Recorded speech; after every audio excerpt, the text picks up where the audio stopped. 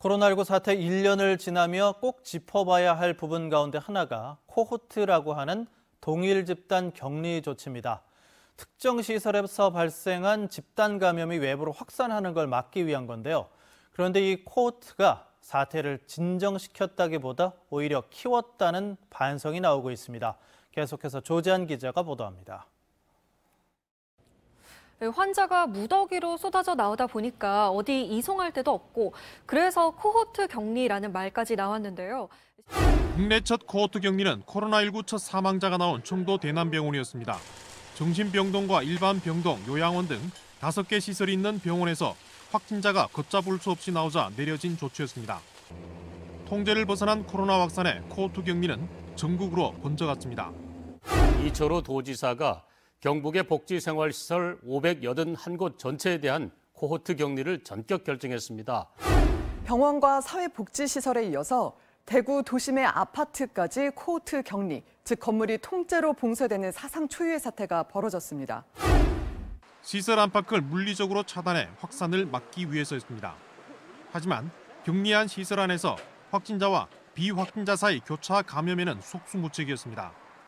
제2미주병원에서 130여 명, 같은 건물에 있던 대실요양병원에서도 100명 가까운 확진자가 나왔습니다. 코호트 격리가 아니었다면 감염되지 않았을 환자가 적지 않았을 것이란 분석입니다.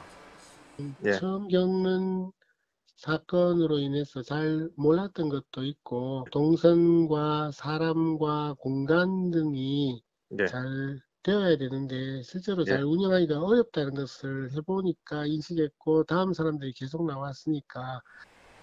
반면 최근 확진자가 나온 대구 지역 병원에는 코호트 대신 공공격리 조치가 내려지고 있습니다. 양성 판정자는 코로나 전담 병동으로 옮기고 밀접 접촉자는 또 다른 병동으로 분리해 수용하는 겁니다.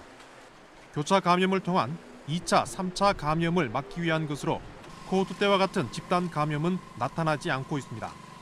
공공격리 개념을 도입해서 기존 확진자는 확진자 병원으로 보내고 확진자와 접촉했는 다른 환자분들은 우리 대구 의료원으로 소산을 해서 환경이 좋은 곳에서 치료를 하고 있습니다. 이전에 경험하지 못한 코로나19 확산세에 마구잡이로 내려진 코호트 격리는 멀쩡한 시설 생활인마저 코로나 확진자로 만들었습니다. 코호트 격리 대신 공공격리. 지난 1년 큰 희생을 치른 끝에 얻은 또 하나의 뼈아픈 교훈입니다. MBC 뉴스 조재한입니다.